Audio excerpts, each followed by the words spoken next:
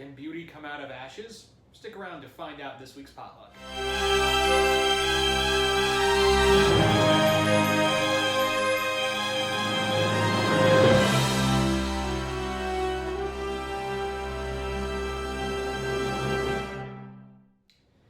Hello everyone, welcome back to Comic Universe, the only nerd-centric thing you need in your life. DPZ and C-Dubs here again. What's up, guys? And good lord, we've got some news to talk about. Oh, yeah. This is going to be so big, that's what she said. We're going to have to split this up into two vids. Right, yeah. So first section is going to be all the kind of news and thoughts, and then we're going to kind of do the trailers and everything that came out this week and our thoughts in a leftover vid, if you will. Yeah. So just kind of be on the lookout for that. It should be up probably between today and tomorrow, worst case scenario. Yeah. So basically we're just going to go ahead and kick it off. If you've been living under a rock, you may be the only way you don't know about this, but we're kind of going to give our thoughts and kind of maybe retcon this guy's last video, if you will. So Hasbro has acquired the rights to basically all of Power Rangers, everything Power Rangers, and not just Power Rangers, but we're talking VR Troopers, Big Bad Beetleborgs, Masked Rider. Even the syndication rights to Digimon have been taken. Yes, exactly. So this is kind of huge, not just for toys. The toy line, because everybody knows, Hasbro is the world of Transformers, G.I. Joe, things of that nature. Ponies. Yeah. Bronies. But yeah, this is so out there because they had acquired weeks earlier the toy rights. Right. Because the other one had kind of tanked. So, and Saban was like, sure, Hasbro, you take it. But no, Hasbro went the extra step and went, give it. Yeah, so basically the how that whole worked is, it was always kind of their plan to eventually take over more, but it was going to kind of be, you know, a little... In sections. But someone at Hasbro went, nah, take it all. Yeah, just get it, exactly. Like, they just kicked open Saban's doors like, do something. Right. We take a power, do something. Yeah, exactly. Do something. If you've ever seen Friday, they basically debowed them. They're just like, this is ours. And everyone's like, what episodes? They're yours. So me personally, I think this is a good thing. I think even though the Transformer films, if you will, they're what they are. You know, there are some good moments about them. There's, at the very least, we got to see Transformers live action, which is great. Regardless of how good the franchise is as a whole. What this means, or lack thereof, but what this means is that we could possibly get something better than what we got, whether you like it or not, from the last Power Rangers movie.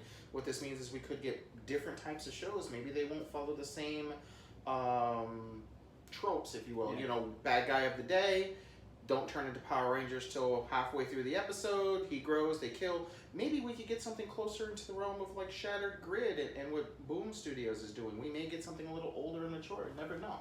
Yeah, so but I doubt it because Hasbro is very family centric. The other major, but you never know. The other major thing is that they spent $522 million to get it, and that it's still high, but compared to how we've seen other buyouts in the past, this is chump change. But we're also talking about a franchise that its best days were probably back in the '90s. To be honest with you. And again, if you're a fan, we are fans. Yeah. So, don't get it. Don't mistake that. Yeah, exactly. I mean, I even play I'm setting up with some friends to play some Power Ranger tabletop fan fiction. So it's pretty interesting. So I'm a huge fan. I love kaiju's and all of that. But this is just pretty cool to kind of see. And the retcon is the $522 million. Yeah, in my video I accidentally said 225. Yeah. I was in the ballpark. Right, he was on a quarter of a way there. Shut up! I got the numbers wrong. The big thing with me is that Saban has been kind of, and it's two things really. We'll get to the other major thing that I think that worried the both of us. Mm-hmm. Is that one, Saban had been really underutilizing Power Rangers of late since the Nickelodeon era. I mean, Dino Charge was probably the best of the group. I mean, Ninja Steel just is garbage. For every one good thing we get 4 or 5. And even then, Dino Charge had a really disappointing end. They've been just really did not know what the hell they've been doing with Power Rangers. So I think it's nice that Hasbro, who knows how to do cartoons, and not so much cartoons in other genres, they're more family based. And I think, Power Rangers on a whole is a kid's show. I think we all need to accept that.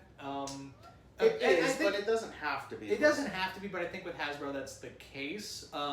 I just want good content. I don't need because Ninja Steel is really phoning it in. And sorry to cut you off, but just because something's a kids show, it doesn't mean we can't have more. No, I get that. Theme. I get that. For instance, Young Justice is a kids show. It was initially on Cartoon Network, aimed at teenagers, not young kids, sure, but it clearly has spoke to the masses and spoke to older folk more so than even the younger folk. So it is possible to get something, and who knows? I've always said maybe we can get an animated version. I think that's a possibility with Hasbro. I think so too, and that would be interesting. Especially you could get Mighty Morphin. Wasn't there like a thing for that one? That would be fantastic if we went back to Mighty Morphin and it's just a continuation. I mean, even if we went back as far as like Zeo, hopefully not Turbo, but whatever. Yeah. But it would be cool. The other thing, and this was the more thing that freaked me out, was what's going to happen with Boom Studios now. That's the big thing, is that are they going to take it and move it to IDW, because Hasbro and IDW are really buddy-buddy. But it turns out, and don't panic, Boom Studios has the comic book rights to Power Rangers. Right. They own the license. They own the license, and so until the license is out, they can't do anything about it. And Boom's not going to let that go. Trust me. That's their big one. Yeah, that's their big one. It's sold out consecutively 4 times in a row with Shattered Grid. Marvel and DC haven't done that with their events in years. Right. Exactly. Plus, on a side note, what this also means is not just Power Rangers, but maybe we could actually get some retellings and some good versions of some of the other shows that just never actually lived up to their expectation, whether it be Beetleborgs, whether it be Mask Rider, Kamen Rider, VR Troopers especially. For me, I loved VR Troopers, but it was such a hodgepodge. And I want to say this. I understand that Saban did what he could with what he had, taking the right, other films and things like that, like from the original show, if you will, yeah. But maybe we can get some more original content, which would be kind of really interesting. I gotta confess, I really dug Beetleborgs as a kid. I like Beetleborgs. I can see it. I mean, I dug their costumes. I thought they looked badass. It was kind of silly and I was a little too old. Obviously, I'm a little older than you. So I was a little too old for the stuff as when they were kids and when they were in the house with the Jay Leno Chin Ghost. Yeah. But when they were Borgs, it was pretty cool. I know lie. And they had superpowers even when they weren't, and so that was kind of cool too. I always dug that. Yeah. So I think that'd be perfect for Hasbro, even more than Power Rangers. Absolutely. And who knows, man? Maybe we can get some new Digimon cartoons. There are Digimon. They're doing movies now that are a continuation of season 1. But that's for Toei. But now that's going to be under Hasbro now. That's going to be interesting. Maybe, and plus, I think we're going to get better quality figures now with Power Rangers. Absolutely. Although the Legacy editions, anyone who's out there that's a big collector, the Legacy edition of all the Power Ranger stuff, for the most part, I would give it about a 90% success rating. The Legacy editions on everything have been top notch. But other than that, everything else has been pretty Also, crap. Hasbro, can you do us a solid and do a refurbish of the Dragon Dagger and Saba? Is that too much to ask? I don't think it is. How about we get a combination of the figure, the sword, and everything? We just get something dragon. That would be fantastic. Yeah, that'd be good. Hasbro has been killing it with the gauntlet and the lightsaber, the Kylo Ren saber. So I can only imagine what what the Dragon Dagger would be, or Saba. Absolutely. So it should be pretty cool. So I'm really excited for this. What about you? Are you cool with it? I'm all aboard. I'm on it 100%. And if it wasn't the new version of Mickey Mouse, I would say this is probably the next best thing that could have acquired it. Even though Disney did have the rights to it back then and it was crap, I actually liked some of this. RPM's actually really good. Yeah, I guess, but it is what it is. But I'm excited. I think it's good. Moving on. Speaking of Disney, the Avengers. So we're gonna kind of do a hodgepodge because we have 2 separate things here. The Avengers. Everyone's been kind of going around saying it's going to be called this, it's going to be called that, and basically Avengers 4, the next Avengers film.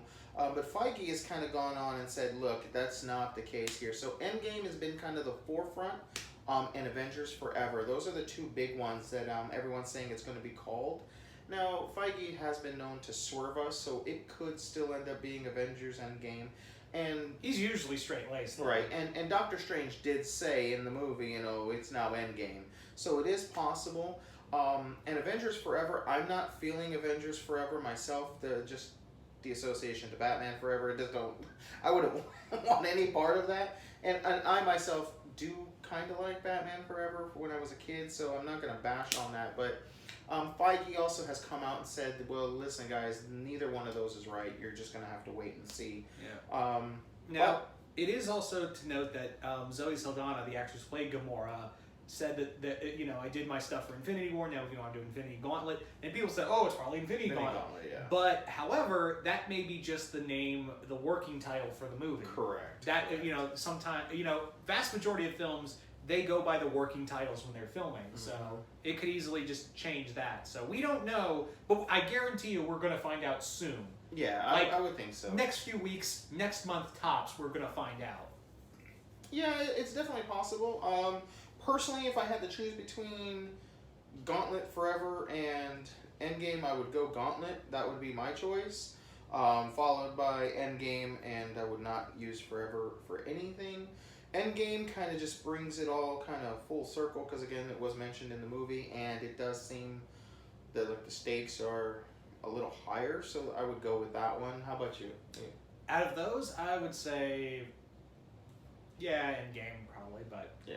I mean, but ideally, what would you call it if you had your choice? If I had my choice, call it anything, I would say Infinity Quest. Infinity Quest. Okay, there you go. That's pretty dope. I dig it. I can get on board with that. I would go really either Gauntlet or Quest. Either way would be pretty cool. So, overall, I just, as long as it happens, it would be kind of funny if it was just called Avengers 4. They finally give it a number and it's just Avengers 4 and that's it. Avengers Forever. No. And then it would be so cool if that were the. Hear me out. No, hear me out. If it goes Avengers Forever and then the Forever part and the Avengers fade away and the 4 turns into the Fantastic Four symbol. Okay, as good as that could be, but now we're also connecting some, not just to Batman Forever, but now we're connecting some bad and resentful people for Fan 4 Stick, and we don't want that. And if you want to know what Fan 4 Stick is, we're talking about Fail-tastic Four. Exactly, the last Fantastic Four. Just the way they presented it, it actually, instead of being called Fantastic Four, if you looked at the poster, it was like Fan 4 Stick. It's like, really, what's wrong with you guys? So please, as cool as that would be, it would also be really bad at the same time. So please don't let that one happen. Or just like the parts of the 4, it's like this part's wood, this part's rock, this part is kind of, see-through, and then you got flame, and then this part just stretches really long. Don't tell me you would be a little hyped. Oh, I don't know. I would absolutely freak out, mark out. I would jump out of my seat. And all my worries would be qualmed about it, but I still don't want the connection.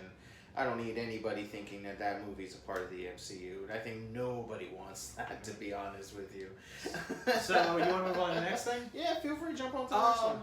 Our next bit of info is some more movie news. Now, with the Venom movie coming out, and this is the case with Sony as much as it is Warner Brothers and anything else, is that when Sony thinks they got a gem, they start talking like the big guy on the street, like, oh yeah, we got this, this, and this. And one of the things coming after Venom, assuming Venom does well, is Morbius the Living Vampire. Right. And who the director is currently in talks as of this recording, that may change, give or take.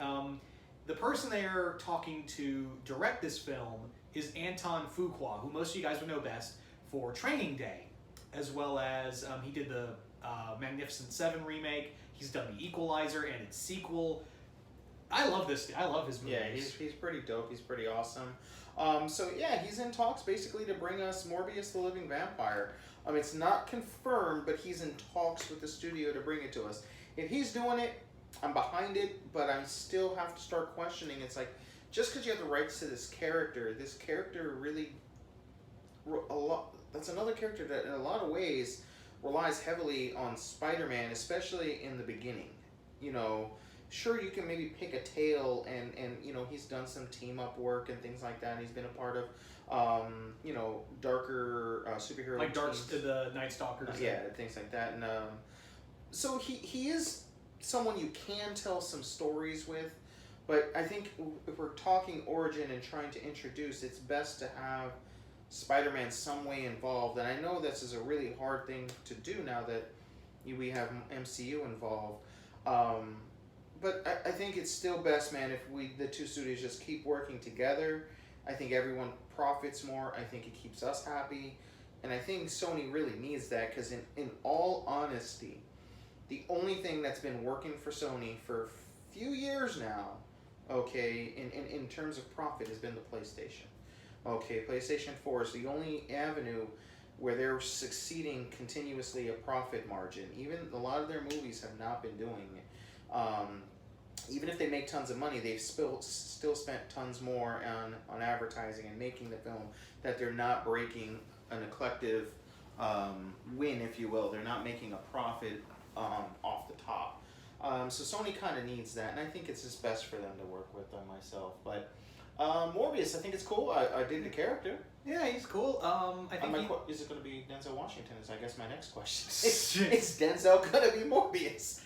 Well, him and Anton, and the other thing is that Anton Fuqua, he's really good at telling these stories of like mentally broken characters, and he's very studio friendly. He's a big name director, and plus, like I said, he's very not like, oh, he's got a big head. He's like, oh, I'll do it this way. You can't tell me.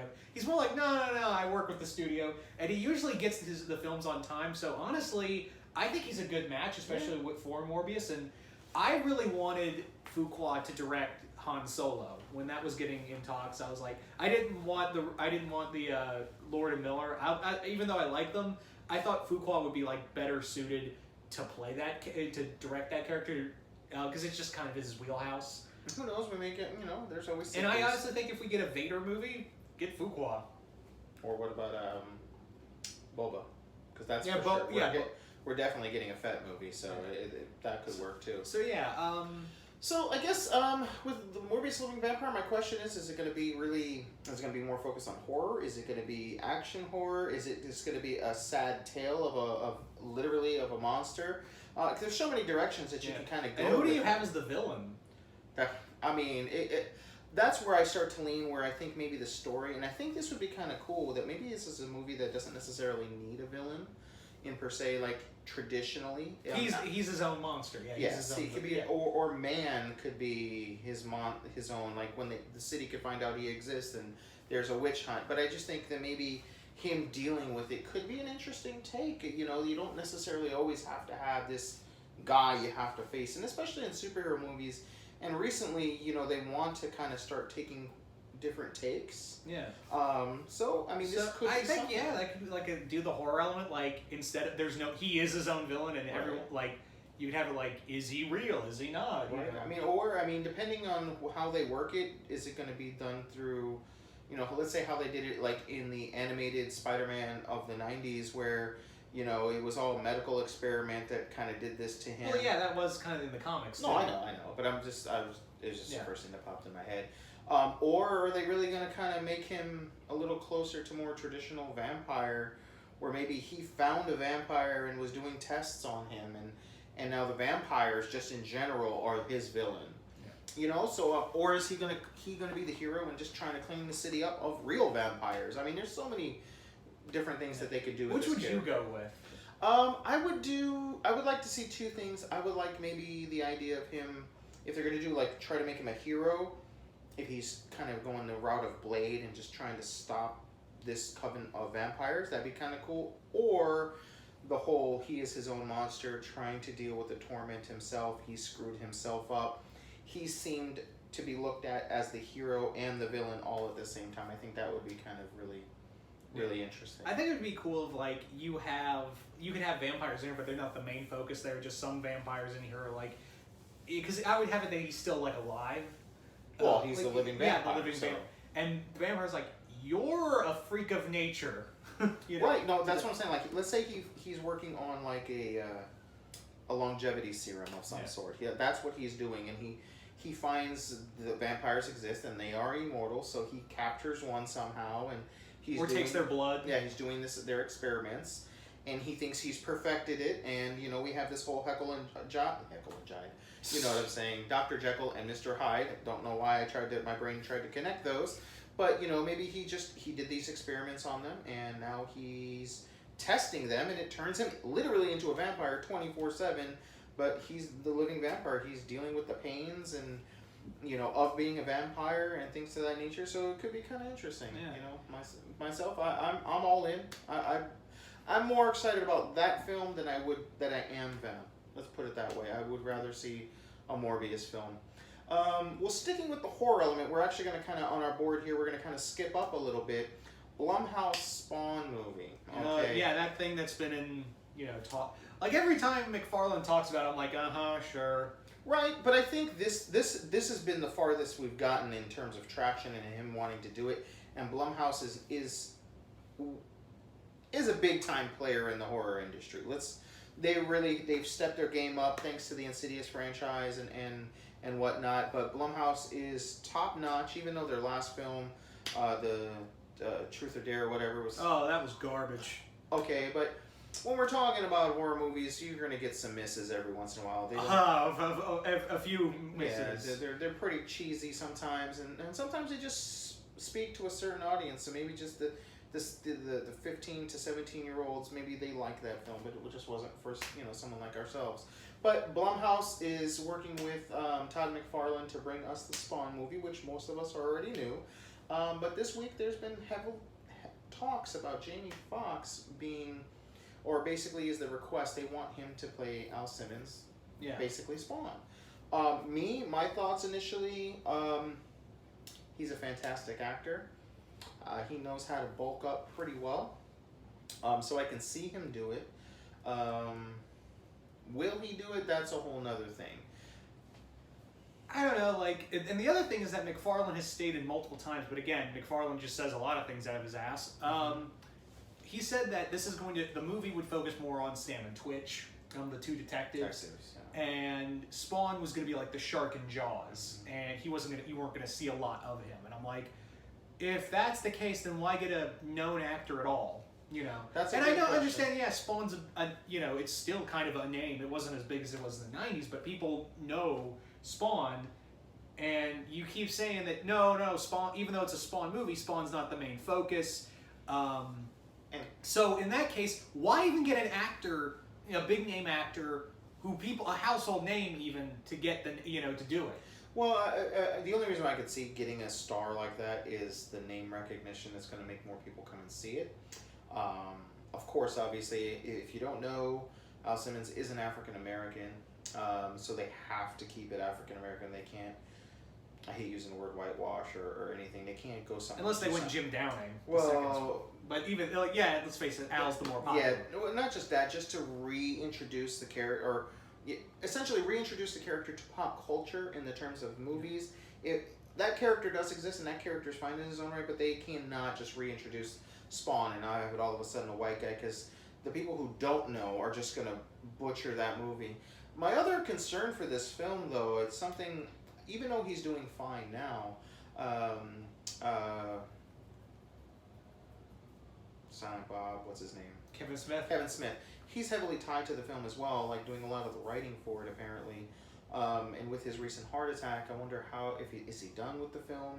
Has he already written the script? Is he going to help direct this film? Yeah, he's been silent on that. But I guess he suffered a heart attack. Yeah, so I wonder how his involvement, that kind of gave me hope. If he's going out and telling his fans, yes, this movie's coming. If you're a fan of Kevin Smith, he tries to stay true to his fans. So, I get some people love him, some people hate him, some people just think he's annoying, but when it comes to his fans, he looks at us as family, essentially. He's a super nice guy. I've met him on a couple occasions. He's not this prick that thinks he's too big for his britches, at least how I view him and how I have met him. So it makes me wonder where he stands on this film. Maybe in the next couple weeks or so we'll get some more information. But Jamie Foxx, if he does come, I'm for it. I just don't know. Maybe he might be too big for this movie. Yeah. Honestly, I think, who he could have played in a Spawn universe? I think Jamie Foxx would have been cool as Chapel. Chapel. I knew you were going to say that. I mean, honestly, Chapel is a character you can like if you ever saw Baby Driver, that character who plays Bats, that's Chapel right there. Pretty much. Yeah, I can see that. That works. But yeah, I mean, I'd be okay with that. What about if he does join them? I'm cool with it. I just think that he's kind of too big of a name for a movie like this. And again, if Spawn's not going to be the main focus in a Spawn movie, you know, then why have a big name actor at all? Just get like a great stunt actor to play him. Right. We don't even know if Spawn's going to actually, like, McFarlane's also said that Spawn might not even talk. But again, McFarlane says a lot of things. Yeah. And how much does he commit to those things, right? Right, Seth? not Seth, Todd. Sorry, too many McFarlanes. Anyway, so moving on, some Star Wars news. Let's just kind of know a little bit more about this than I do. So it has been announced earlier in the week that Star Wars has announced a new animated series since Rebels has ended, and that show is called Star Wars Resistance, which will be the tie-in between set in a 30-year timeline between Return of the Jedi and Force Awakens, and it will focus on a new character called Kazuda, who is a pilot, a reconnaissance pilot, investigating the First Order, which has now suddenly appeared in the further reaches of the galaxy. I think this is cool. It's going to have more of an anime influence, but I'm hoping, please don't do the CGI anime. That looks so bad. They did that in the Godzilla anime. That was garbage, and I'm not a fan of it. So if you're going to do anime inspired, don't do that. This is going to be under a lot of the creative team of Rebels as well as Clone Wars, so Dave Filoni is in charge of this. And it will be canon. It will be canon, yes. My thoughts on this is it's cool if it's good, obviously. But my fear is I think that, they're going with this whole pilot idea because it just means more expensive toys, bigger toys. I think it's kind of cool because it's going to be more of an espionage kind of thing. Whereas Rebels, it was more like, you know, it's this family that comes to this mishmash family that comes together, and I'm kind of still half and half on how Rebels ended. But this seems like it's more focused. Like because half the characters just got like unsatisfying endings in Rebels, but it's more focused if it's just a one character. But the problem, again, most of these shows are, especially when they're big shows and big companies, their blood, their heart, their soul, what keeps them on air is not the fact that we're watching. They could care less if you're watching. They want you to buy their toys. And no show is more evident in that than, you know, Young Justice. No one was buying the toys. It all of a sudden wasn't appealing to the people they wanted to, so canceled. Thank God it's coming back, but that's what I'm saying. Like, I just think my only fear is when you say something Star Wars, it's all, the new toys we can buy. Well, not only that, like, I think we're going to the Young Justice thing real quick, is that, and this was really what pissed people off, was because it had a more female audience. So good job, Warner Brothers, for making yourself look really sexist there. Yeah, that too, and it's because of all the ships that they kind of focused on with Young Justice, just all the relationships, if you're not in the know of what that means. But yeah, getting back to this, I think it's interesting. I'm like, Rebels was very hit and miss with me. One thing I really want is that, it was very evident in season 2 and 3 that you just kind of meandered through half the show. So how about this, Filoni? How about you just do 13 to 15 episodes, keep every season tight-knit, and go from there? Let's start with that. Not much. We do have some voice actors in here. We are going to get people, I'm forgetting a lot of the names, like we're getting actors from Silicon Valley, Doctor Who, a lot of voice. I should have looked at the voice cast before we did this, honestly, but we are getting some big names in here, but we don't know. And also the other thing that's really trippy, actually, is it's coming out this fall. So you'd think this would be like another year before we got anything. Like, nope, it's this fall. See you then. So it's really all I had to say about it. Yeah, I mean, but again, if it's good, I'm excited. If it's not, and unfortunately with Star Wars animated shows for me, and I don't know why, I'm a huge fan of the comics. I'm a huge fan of the franchise and the lore and the games. But and it's always been this way with me. Like, if they can't lock me in the first few episodes, it just goes on my back burner. It's like, I'll get to it, and it ends up just kind of collecting dust. So no, I'm with that. I'm with you on that. Because Star Wars shows the animated shows have a really slow start, and then when I come back, I'm like, wow, it got good suddenly. Yeah, and it's like that with all of them. Or there's just too many filler episodes and too much dialogue. And it's funny, I like when we talk about dialogue, like I love movies with good dialogue. Okay, but just when it comes to the anime, it's like, okay, where's the action? Let's get to the point. Where's the connective tissue? I'm not a big fan of just individual episode. Like, I like overarching stories. And sometimes in the animated world, we don't get that. And especially with something with so much lore, I'm always looking for that. So I just have this feeling that unless they can catch me in the first few episodes, I'm going to go on a rainy day. I'll get to finishing up that season. So anyway, so moving on, we're going to go into the realm of video games here. We're going to kind of knock this one out the park real quick. Nothing, well, it's definitely something big and something crazy, and it's an amazing idea. But God of War, okay, recently PlayStation 4, God of War, which is a great game so far. I haven't finished it myself yet, but it's been pretty good. Basically, IGN has gone on record to tell us that they have a call out to Avengers Infinity War. There is a version of an Infinity Gauntlet, if you will, called the Legacy Gauntlet that you can actually find within the game that actually will be able to equip 6 separate Ruin Stones, each of which will have a separate ability and power, if you will, to enhance Kratos. And they kind of given us a tutorial on where to find them all. I've myself skimmed over the video just so that I can bring you guys the news, but I refuse to be spoiled. I want to find this thing on my own. That's kind of what's my... I want to find this more than I want to beat the game myself. But just the idea that they got something in this, not to mention how much Kratos' axe and Thor's new axe in the MCU kind of look alike. So I think they're kind of just giving some homage to each other. And the fact that the Leviathan axe in Kratos comes back to you like Mjolnir. And I know that this is all lore and not from the MCU. Obviously, Thor is a real character in mythology. But it is kind of cool that they kind of seems to be working together, and I think this is a cool little Easter egg. What do you think? I think it's neat. It's surprising how fast they managed to get this out. Well, it would have to be like, hey, the Infinity War is going to come out at roughly the same time we are. I got an idea. Someone had to have done that. So. Yeah, I think so too. But it is a secret Easter egg treasure that you have to search and find, and then once you find it, you actually have to find the 6 stones, and it's not like a set particular mission. It's something that you have to essentially stumble across. So this might be a difficult task for everybody to acquire, but this is a game that I'm pretty determined, regardless of how long it takes me to platinum, I'm going to beat this game 100%. So I'm going to find it. So anyway, YOUniverse, if you found it already, is it awesome? Have you played God of War? What did you think? Are you excited to hear this news? And are you going to cheat to find it, or are you not? Please let us know. Yeah. All right, so we're going to kind of jump around and jump ahead to comic book news right now, guys. Yeah.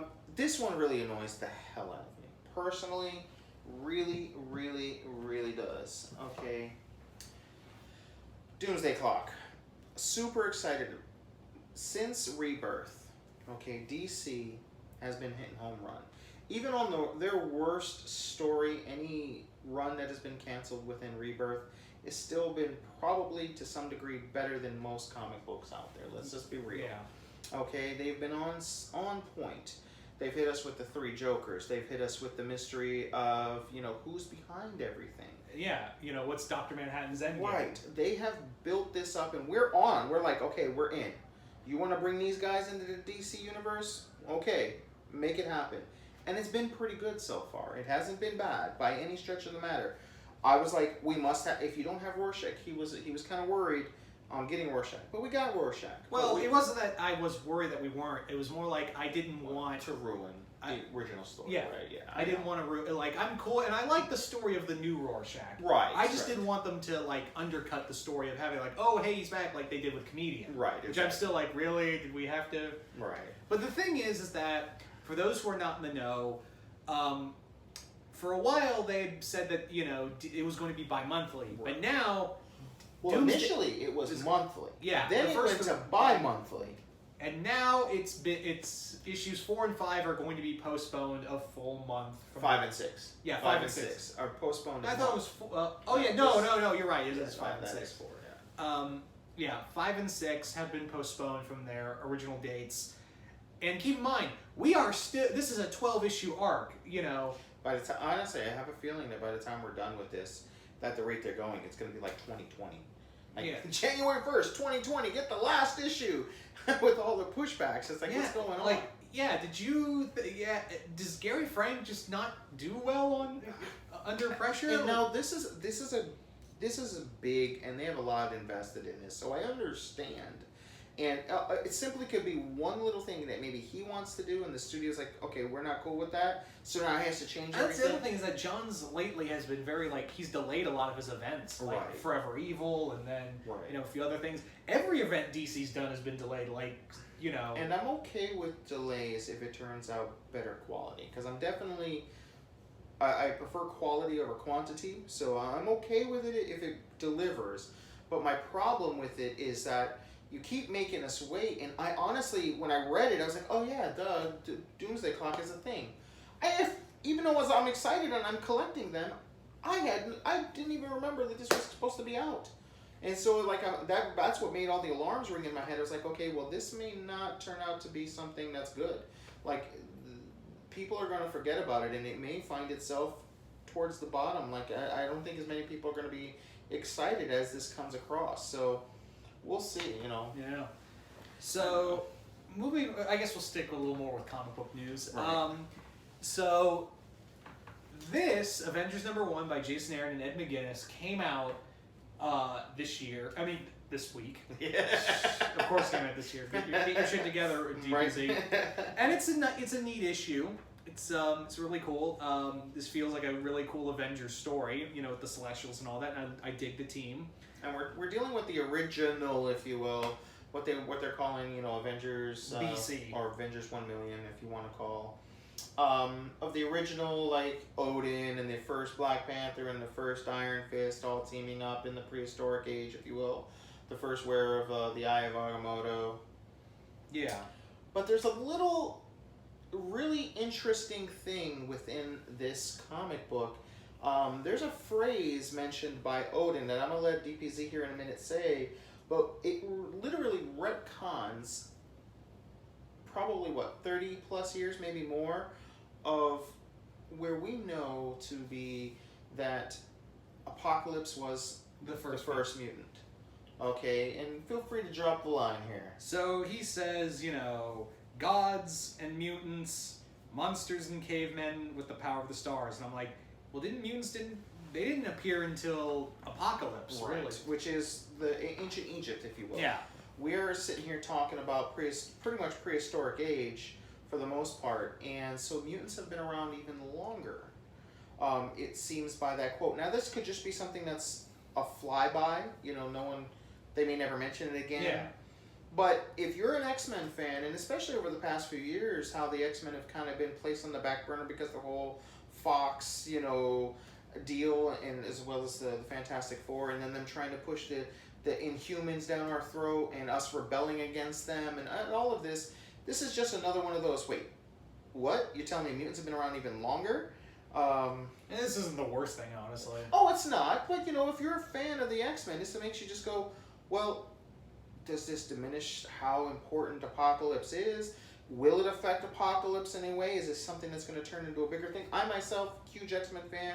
They're what brought me really into comic books. So as long as I guess it doesn't affect anything, it doesn't matter. But if it turns out, you know, like this changes Apocalypse's view on himself and everything, and this devalues how great Apocalypse is as a character, I don't see exactly how that actually will happen as of now. But if it does, then this kind of sucks. You know, but we'll see. Yeah. I mean, it's just kind of a throwaway line, really. I don't know if they'll ever come back to it, but who knows? But you know, but again, a couple of people, I've seen it on a couple of different websites and a couple of different reviewers that have mentioned it. So it is something that some people are talking about. It may not be the biggest news story in the world, but you know, again, it was something that I heard and I was like, wait, what? This is like 30 plus years of history you're telling us. And that's another thing. It is a throwaway line if you look at it that way. It's like, how can you just throw away a throwaway line for 30 years. What essentially helped build you. Spider-Man and X-Men built Marvel, you know? Yeah. So, I don't know. We'll see. So, moving right along, our next bit of news is DC TV news. That it was announced this week that another DC show has been announced for their DC All Access or DC Nation, whatever the hell they're going to call it. A Swamp Thing TV show, which is going to be helmed by James Wan, who directed the first 2 Conjuring films, as well as he's going to be directing Aquaman. I'm not sure on that one, but Swamp Thing, I've loved everything I've ever seen of Swamp Thing, and I don't care how cheesy it is. The movies, the old show. I like the Wes Craven movies. So do I, and even the old animated show, dude. I don't know if you've ever seen it. I've seen the theme, which is completely goddamn ridiculous. As a kid, absolutely loved it, so it has a nostalgia factor to me. He's uber powerful, he's underrated, he's underutilized, so I'm all in. This is great. My thing is that how are you going to do the, is it going to be a costume, is it going to be CGI? How are you going to do Swamp Thing and what kind of, depending on the budget? Have they mentioned that it's going to be live action? Yeah, okay, it is live action. It is live action. Okay, well, hey man, I'm all in. I think it's cool. I dig it.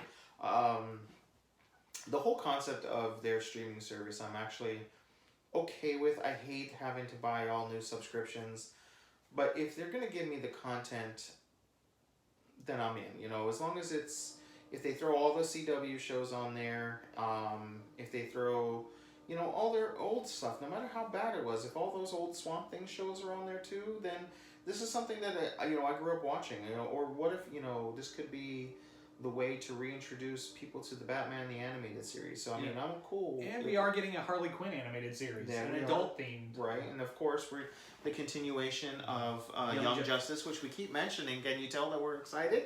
Yeah. Somehow it keeps finding its way in here. There's been some debate on how much it costs. We've actually tried to figure it out ourselves, and yet to really figure it out. I personally can't see it being worth more or costing more than $10.99. Most streaming services are around that. You know, we've kind of heard some bad news of it possibly being more, like around the $15 mark. Warner Brothers, DC, your track record, other than in the comics right now, have not been the greatest of things. So you don't want to really, you know, piss off some people. So just tone it down, make it $10.99 if you can. $12 max. You can't go to $15, $20. You're gonna fail before you even start. Yeah. So I guess in more streaming service news, I guess Warren Ellis has brought to us a little ditty, if you will. Was it last year it came out? The first one. Yeah. So Castlevania. Probably the best video game anything. Yeah.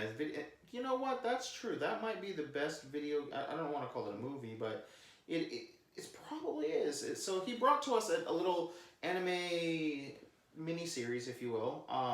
It wasn't. I guess now it's more than a mini-series. It's a full-blown series. Yeah. What was it? 6 episodes? Something like that? It was 3 episodes? 5, 6. 5, 6. So anyway, the first season was great. He has gone on record to say 100% the second season of Castlevania will be out this summer. So within a few weeks' time, we're going to start seeing promos for this, and maybe we're going to get some insight as to what exactly happened with Dracula. Yeah. I'm uber excited about this. Love the first one. I binge watched the first one, the first season, so I'm probably... It is really good. And I've never really played a lot of Castlevania games, but Warren Ellis is one of my favorite writers, so right. I really dug this show. The animation's on point. Yeah. And the weird thing is that Ellis said that he's never really played the games, but the lore itself is just so intriguing. Yeah. So I'm really excited for this. This has been the best. It's Castlevania, then Rampage, then the first Mortal Kombat movie in terms of video game stuff. Yeah, I would have to say the same as of right now. If we're gonna everything that TV and movie you want to put together in terms of other media for video games, that would be it. Yeah, I'm with you on that. If you haven't seen the first season, go check it out. Definitely YOUniverse, let us know. I'm telling you though, it is a little graphic. It is on point. It's high action. I can see, if you're a little younger, this might be a little too scary for you even. Because there is some imagery that is pretty intense, especially in the beginning of the show when Dracula's attacking the town and stuff like that. Basically everyone burning to death and things like that, being attacked by and ripped to shreds by demons and whatnot. So definitely, be kind of careful. I guess if you've got little children and you may not want to expose them to it just because it's animated doesn't mean it's for kids. But season 2, definitely YOUniverse. Let us know if you're excited about that. We want to know. Let's talk about it in the comments below. Kind of moving on, we're gonna kind of knock out another little animated thing that we got. Just recently we found out that Gizmo Duck in DuckTales is actually coming. We all kind of assumed it was gonna happen. Well, they've already said that he was coming when before the show announced, and even Darkwing Duck, and this new DuckTales show is going to be the start of a shared animated universe between Tailspin, DuckTales, Darkwing Duck, and Goof Troop. And there's mention of Chip and Dale as well. Bonkers too. Okay, that's cool. But with Chip and Dale though, they existed with actual humans. So did Bonkers, but maybe they could easily transition to doing. I guess. Yeah. So I'm all for it. Yeah, but the Gizmo Duck is coming next week as of this recording of this episode. Right. I've been loving the 2017 DuckTales show. Same here. And it's so glad to have new episodes. I will also say that the voice actor for Fenton Crackshell, his Gizmo Duck, is Lin-Manuel. I cannot pronounce his last name, but he's the guy behind Hamilton, basically, and he also did the music for Moana, a lot of other Disney shows. So if you dig Hamilton, there you go. And of course, if you're a fan of this show, the current incarnation, it does have a very unique art style, and I do like it. It's kind of reminiscent of like a comic book. In some of the art style. I do think he's slightly too big, but that's just a minor gripe. I'm sure I'm going to love it. Yeah. But I am super excited. I am also glad that he really debuted prior to Darkwing. We've gotten some little innuendos and some newspaper clippings for Darkwing already, but we haven't seen him, so that's what's the other thing is that I think in the next few weeks we're going to get Don Carnage from Tailspin. That's cool. That's real cool.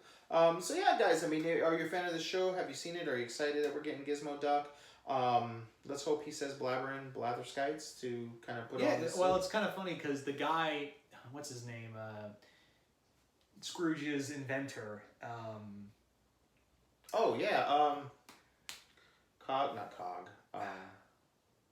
Okay, the chicken that built the little light man. I know what you're talking about. Yeah, he actually says blathering blatherskite. He says it, yeah. Yeah, so it's no doubt that's going to be like the code word that Fenton says to... So that should be pretty cool. Ratchet? No, not Ratchet. It's going to bug me now. Yeah. I'm randomly going to blurt it out in the middle. So later on in the video, people are like, what the hell is this guy talking about? What has he got, like weird form of Tourette's? Right, exactly. So we're going to kind of almost wrap up. We're almost done here, guys. So any Rambo fans out there? This is going to kind of blow your mind. I just want to know, any Rambo fans in the universe? I know I'm one. I love the first one. I love the second one. Third one's okay. And even when he came back and he gave us the last one, it was pretty good. A little dark, really bloody. But we're getting a new Rambo movie, and it's been 100% confirmed that complete backing from Stallone himself. But he is not going to be starring in the movie as Rambo. So that makes you go, wait, is this a remake? Is this a retake? Is this a reboot? What's going on? It's a reboot, all right. It's been classified as, and this has actually been going on for a little while, but it's classified as a re-envision of the character. He may star in the film to some degree, but he's not Rambo. What's really crazy is the actor bringing this to us is Tiger. His first name is Tiger, yes, that's right. And his last name is Shroff. And this is not going to be done by Hollywood. Hollywood, no. This is a Bollywood movie. 100% confirmed, guys, that we are getting a Rambo Bollywood movie. So it is going to, come from us, from our brothers in India. The poster, which I will leave a link, and I'll actually try to get it thrown up on the screen here, guys. It looks intense. I showed it to you. It looks legit. It looks like Rambo. Like, if this was a remake, I would be, okay, this is cool. If someone didn't tell me this was Bollywood. Now, the thing is with Bollywood, when you say Bollywood, you automatically think of the dancing and the singing. Because that's the basic thing. The heritage, yeah. I mean, that's what they do. And it would be interesting, and I don't know how it's going to all mesh together. but just for the sheer oddity of it, I'd be willing to watch it. Just to be like, okay, I saw it, and I don't know what I just walked out watching. You know, I don't know if it's coming here to theaters or anything like that, but I know. But when it finally comes out, we'll be able to find it online, and I'll tell you guys, I'll watch it at the very least. If I have to watch it by myself, then I'll give you guys a full review. But yes, Rambo Bollywood, and it's just Rambo. It's not Rambo First Blood or anything like that. Universe, what do you think of this wild, crazy news? What do you think about it? What? Yeah, just what? Yeah, exactly. It's pretty crazy though. Yeah, I have no words. So I guess our second to last bit of news is Avengers: Infinity War. You know that little film that broke our hearts. Yeah, I think it made over $1 billion in 11 days. Yeah, breaking the record. So $1 billion to the MCU. This is just crazy. I'm gonna cheer it and champion this movie. Fantastic. Love it or not, hate it or not. Thank you to the fans for going and supporting the cause and the culture that we love. But $1 billion in 11 days, that's just amazing. Yeah. And it's still going on. Like, there's not another movie, we were just talking about it, that's really gonna contest it. And it's funny. And the only thing I could see contesting is Star Wars, but not Han Solo. I mean the next Star Wars episode. Yeah, I think in terms of the #1 box office spot, we have Deadpool and Solo coming up. Both movies may be able to fight it off for the #1 spot, but financially, no. No way. But it definitely will stay in the top 3 at the very least for the next 3 to 5 weeks, I would say, at the very least. Yeah. So we're finishing it up, and from the beginning, you've wanted to know, can beauty come out of ashes? Apparently, yes, because wait. I need you to take it down. We need you at a 5. You're at 11 right now. I need you at a 5. Screw you, man. This thing only goes to 11. Okay, so hold on to your horses because I didn't know this was real until last night. Apparently, for the hype to Deadpool 2, Celine Dion, you know that woman who made the song that when you think of Titanic, you think of that song? She did a song for Deadpool 2. Yes. A legit, actual song for Deadpool 2. With accompanying trailer, or video, if you will. Music video for the movie as well, starring Celine Dion. And yes, starring Deadpool. So guys, I'm going to leave a link to the trailer, or to the actual video, so you guys can watch it. I need you guys, Universe. You got to watch it. Tell us what you think. Now, let's just be real here. Like, Celine Dion, one of the greatest voices ever.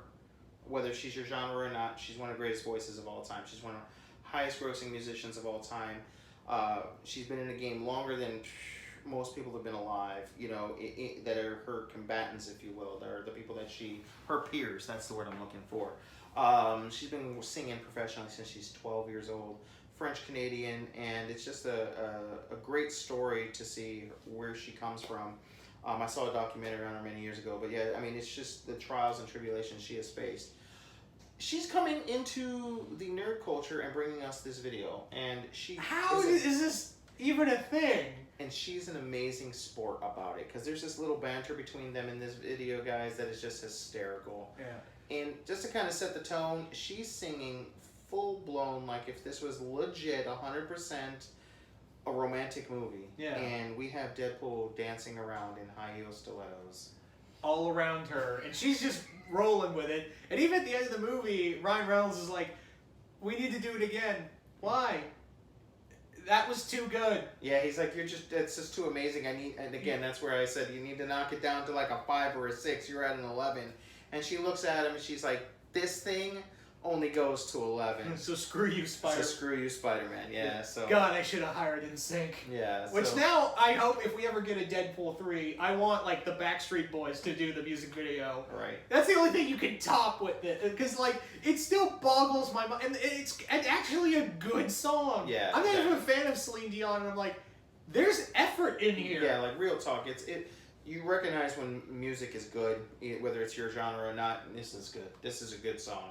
And this is a great video, and I look forward to hearing it in the movie. And when it does, I'm probably going to chuckle a little bit just because of thinking of Deadpool in stilettos. So, yeah, guys, that's going to kind of do it for our roundup here of Potluck. I told you guys we had a ton, and we're still not done. We're going to kind of talk about a couple of videos, trailers that we dropped this week that we saw in our thoughts. But, guys, let us know all the news that we dropped on you guys. Did you know about it? If you did, are you excited? Everything from the Infinity Gauntlet and God of War to Avengers making $1 billion and Hasbro taking over the Power Rangers license. Let us know what you guys thought, YOUniverse. And don't forget to like, share, subscribe on the video. Click that notification bell to be part of the notification squad, guys. And until next time, see you once more in the universe.